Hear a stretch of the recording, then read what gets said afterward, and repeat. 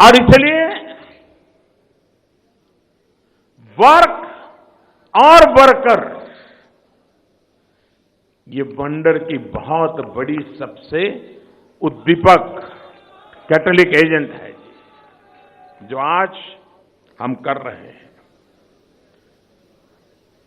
सरकार ने काम किया, शौचालय बनाए, घर बनाए, गैस पहुंचाया, बिजली पहुंचाई, लेकिन ये कार्यकर्ता है जिसने विश्वास पैदा किया कि अभी तो ये शुरुआत है।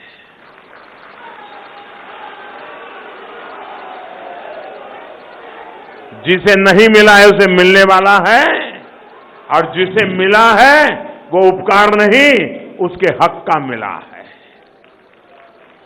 ये जो वर्क एंड वर्कर वाला जो सिनर्जी है, जो वंडर करता है, वो आज हर बात में हम देख पाते हैं। और इसलिए मैं समझता हूं कि भारतीय जनता पार्टी एक प्रकार से दो संकटों से हम गुजरे हैं और लगातार हमें झेलना पड़ता है। जैसे दो शक्ति है, नीति और रीति, जैसे दो शक्ति हैं, नीति और रणनीति, जैसे दो शक्ति हैं, पारदर्शिता और परिश्रम, जैसे दो शक्ति हैं, वर्क एंड वर्कर, वैसे ही दो संकट भी हमने झेले हैं। और वो दो संकट है, चाहे केरल लीजिए या कश्मीर ले लीजिए, चाहे बंगाल ले लीजिए या त्रिपुरा ले लीजिए, ये चीजें अखबारों में नहीं छपती हैं, मीडिया में नहीं दिखती हैं। कुछ लोगों की सिलेक्टिव संवेदनशीलता, सिलेक्टिव मानवतावाद इन सत्य को नकारता है, लेकिन हमारे सैकड़ों कार्यकर्ताओं ने शहादत मोल ली है, उनकी हत्याएं हुई हैं। उनको सिर्फ राजनीतिक विचारधारा के कारण मौत के घाट उतार दिया गया है। जब त्रिपुरा में चुनाव चल रहा था, फांसी पे लटका दिए जाते थे हमारे कार्यकर्ताओं को। बंगाल में आज भी हत्याओं का दौर बंद रुक नहीं रहा है। कश्मीर में हमारे लोगों ने जान की बाजी लगाई है। केरल में हमें मौत के घाट उतार दिया जाता है। शायद हिंदुस्तान में कोई एक राजनीतिक दल इतनी व्यापक प्रकार से हिंसा का शिकार हुआ है और उसके मूल में एक जो नैरेटिव, हेट्रेड का नैरेटिव लगातार बनाया गया है, उसी का परिणाम है कि हिंसा को एक प्रकार से मान्यता दी गई है। ये हमारे सामने बहुत बड़ा संकट है। दूसरा हमारे सामने संकट है, बाबा साहब आंबेडकर, महात्मा गांधी जैसे महापुरुषों ने सार्वजनिक जीवन में छुआछूत को, समाज जीवन में छुआछूत को, सामाजिक व्यवस्था में छुआछूत को खत्म करने के लिए अपनी जिंदगी खपा दी। लेकिन दुर्भाग्य से हमारे देश में राजनीतिक छुआछूत दिनों दिन बढ़ती चली जा रही है। भारतीय जनता पार्टी के कार्यकर्ताओं की लगातार हिंसा होना, मार देना, उनकी हत्याएं होना, और दूसरी तरफ भाजपा का नाम लेते ही अनटचेबिलिटी, छुओ मत, अड़ो मत, तो बड़े खतरनाक है। हम इतने सालों से सत्ता पे आए हैं, हम विभाजनकारी मनोवृत्ति के नहीं हैं। जो लोग अपने आप को एकता का ठेकेदार बनाते हैं। उन्होंने सिर्फ आंध्र का विभाजन किया, आज भी वहां पर शांति का माहौल नहीं बन पाया है, तेलंगाना और आंध्र। और हम वो लोग हैं जो एकता के मंत्र को लेकर के चलते हैं। हम उत्तर प्रदेश में से उत्तराखंड बना दे, दिलों में आग नहीं लगने देते। हम बिहार में से झारखंड बना दे, दिलों को चोट नहीं पहुंचाते हैं। हम मध्य प्रदेश में से छत्तीसगढ़ बना दे, प्यार में कोई कमी नहीं आने देते। क्योंकि सबका साथ सबका विकास ये मंत्र हमारी रगों में है, हमारी जहन में है।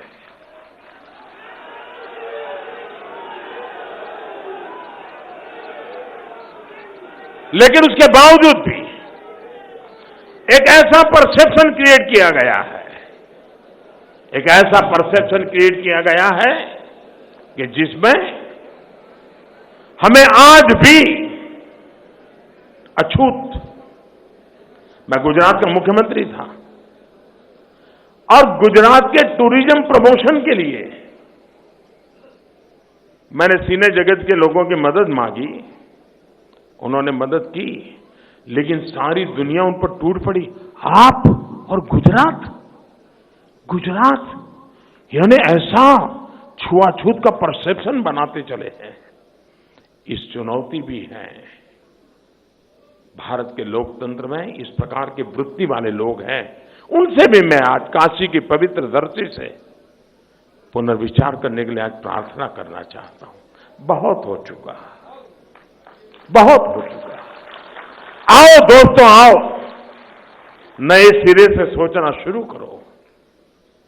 कमियां हम में भी होगी, लेकिन हमारे इरादे नेक है।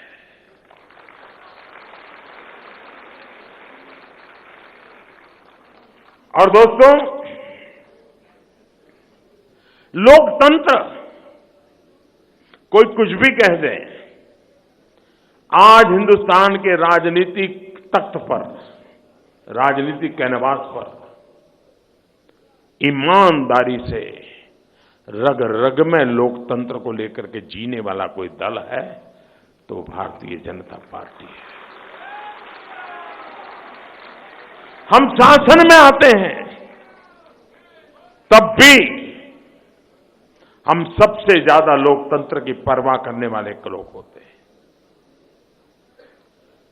कभी कभी तो और लोग जब सत्ता में आते हैं तो विपक्ष का नामो निशान नहीं होता है। हमें जब सत्ता मिलती है तो विपक्ष का अस्तित्व शुरू होता है, क्योंकि लोकतंत्र ही हमारा स्पिरिट है। आप त्रिपुरा देख लीजिए। मैं देश के ये पॉलिटिकल पंडितों से कहना चाहूंगा और चुनौती देकर के कहना चाहता हूं, कोई मुझे बताए त्रिपुरा के अंदर 30 साल तक कम्युनिस्टों की सरकार रही, क्या वहां कोई विपक्ष था? क्या वहां विपक्ष की कोई आवाज थी? क्या वहां विपक्ष को कभी सुना गया था? क्या दिल्ली के मीडिया में विपक्ष की कभी चर्चा हुई थी? कुचल भी जा चुका था। आज त्रिपुरा में हम सत्ता में आए, अभी तो 2 साल मुश्किल से होने जा रहे हैं। आज वहां जानदार शानदार विपक्ष मौजूद है और उसकी आवाज सुनी जाती है।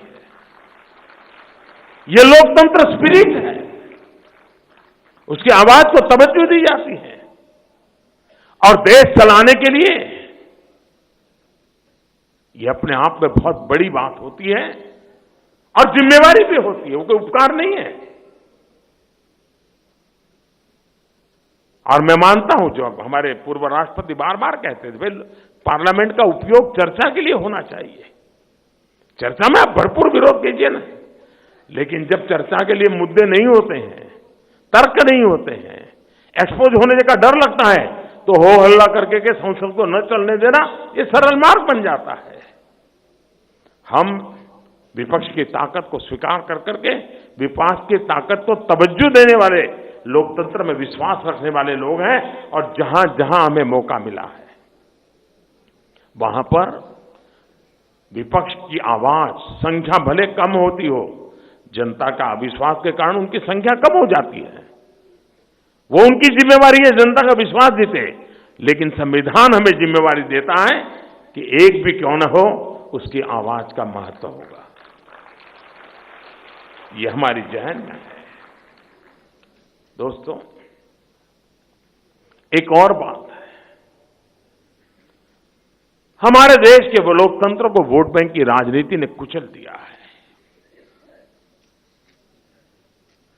और इसलिए जो भी निर्णय होते हैं, चर्चा होती है, सबके बीच में आकर के हिम्मत के साथ अपनी बात रखनी है,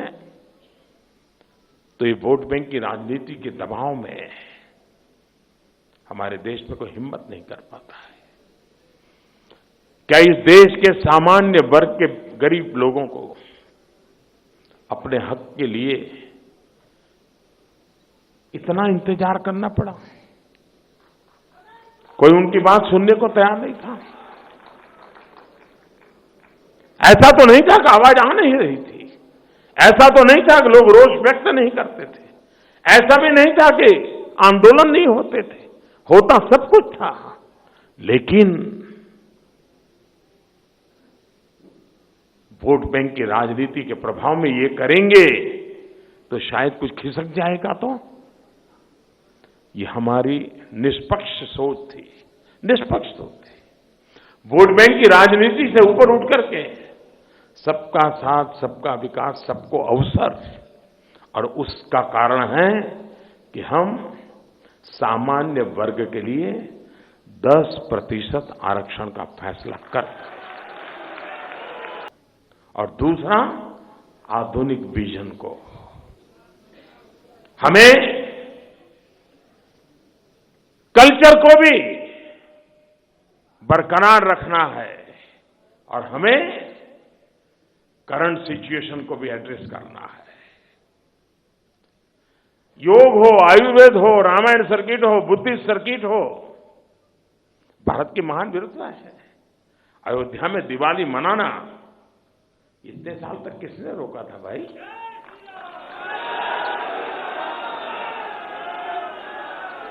कुंभ के मेले का उपयोग देश की मर्यादाओं को चूर चूर करने के लिए हुआ इतने सालों तक। एक ही प्रकार का परसेप्शन क्रिएट किया गया, कुंभ का मेला मतलब नागा साधुओं की जमात। उस परसेप्शन को बदला जा सकता है, और योगी जी के नेतृत्व में देश ने बदला है, और उसका गौरव सिर्फ उत्तर प्रदेश नहीं, पूरे भारत का हुआ।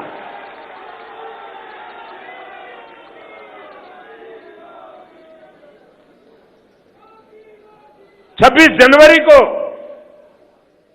जब विजय चौक के अंदर परेड होती है और हमारे विजय पथ पर टैब्लो जाते हैं, पहली बार एशिया के अंदर भगवान राम को किस किस रूप में देखा जाता है, उसका प्रगटीकरण 26 जनवरी को राज प्रदेश ने देखा।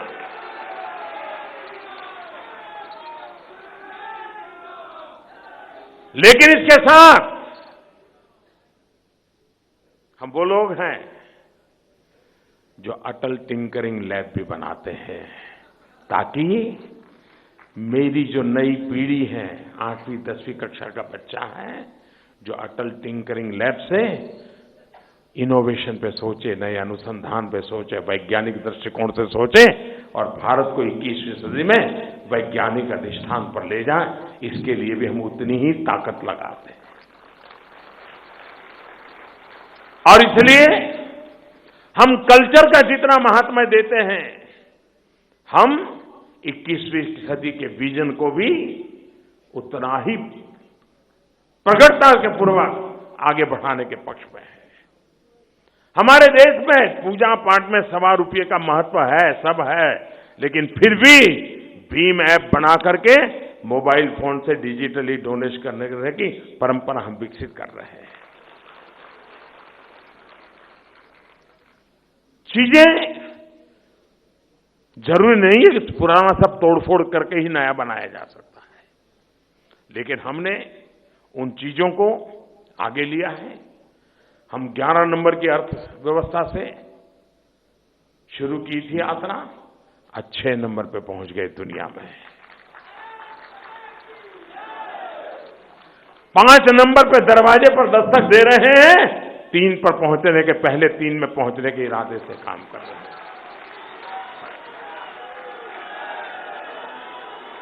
आज मेरा देश का नौजवान स्टार्टअप को लेकर के विश्व में ताकत के रूप में उभर सकता है, तो स्टार्टअप को बल देकर के देश के नौजवान की ताकत से विश्व को अचंभित करने की दिशा में हम आगे बढ़ना चाहते हैं।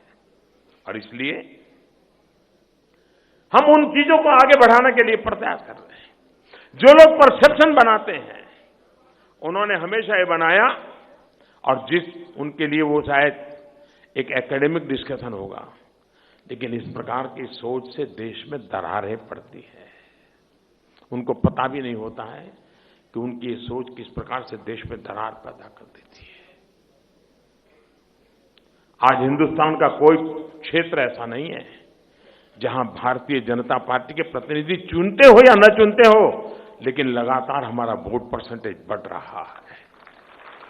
केरल हो, तमिलनाडु हो, कश्मीर घाटी हो, आज लद्दाख से भी बीजेपी चुन करके आती है, तो हम फिर भी ये पंडित लोग बैठेंगे, हिंदी हार्टलैंड की पार्टी। कर्नाटक में सबसे बड़ा दल, फिर भी हम हिंदी हार्टलैंड। गोवा में सालों से हम सरकार चला रहे हैं, फिर भी हिंदी हार्टलैंड। पूरे नॉर्थ ईस्ट में वहां हिंदी भाषा समझना मुश्किल है, फिर भी वहां हम सरकार चलाते हैं। आसाम में सरकार चलाते हैं, हम लद्दाख के अंदर चुन करके आते हैं। एक ऐसा भ्रम पैदा किया गया है। हम एक सर्वसमावेशक, सर्वस्पर्शी और सर्वजन हिताय सर्वजन सुखाय काम करने वाले भारतीय जनता पार्टी के हम लोग हैं। भाइयों बहनों, चुनाव जीतना एक काम है, और लोकतंत्र का ये उत्सव आन बान शान के साथ हमने मनाया है। लेकिन अब 2022 भारत की आजादी के 75 साल, अधिकार की चर्चाएं हमने बहुत कर ली हैं। ये 5 साल कर्तव्य के बल पर हम चल सकते हैं क्या? और इस देश का नागरिक अगर अपने कर्तव्यों का पालन करे, तो फिर किसी के अधिकारों का हनन होने वाला नहीं है। ये देश मेरा है। आज भी हमारे देश में एक मानसिकता बन गई। आजादी का आंदोलन चला तो हम देश के लिए मर मिटते थे, लेकिन आजाद होने के बाद स्कूल है तो हम आराम से कहते तो सरकारी स्कूल है, अस्पताल भाई तो सरकारी अस्पताल है। अरे भाई वो सरकारी नहीं है, वो तेरा है, तुम उसके मालिक हो। हमने ये भाव पैदा करना है। जो भी सरकारी है वो भारत के हर नागरिक की मालिकी का है, और उसको बढ़ाना, उसकी ताकत देना, उसकी रक्षा करना एक नागरिक के नाते हमारा कर्तव्य है। ये तो सरकारी स्कूल है भाई, छोड़ो वहां तो कौन जाएगा। ये सरकारी अस्पताल है, पता नहीं कौन जाएगा। जी नहीं, हम ही मिलकर के सरकारी है वो हमारा है, हम इसको ताकत कैसे दें। अपना स्कूटर तो हम इतना बढ़िया दिन में 4 बार साफ करते हैं, 20 साल पुराना हो, कलर उखड़ गया हो, फिर भी बराबर घिस करके चमक चमक करके निकलते हैं। लेकिन सरकारी बस में बैठे और बगल में सीट खाली हो, बातों करने वाला हो न, और नींद आती नहीं हो, तो क्या करते हैं? सीट पे उंगली डालते हैं।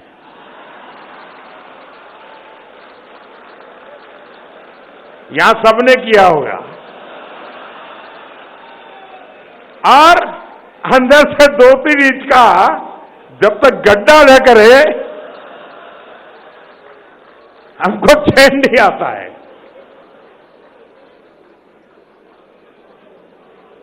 भारत माता की जय बोले और फिर बनारसी पान खा करके, ये कौन से भारत माता की जय है भाई?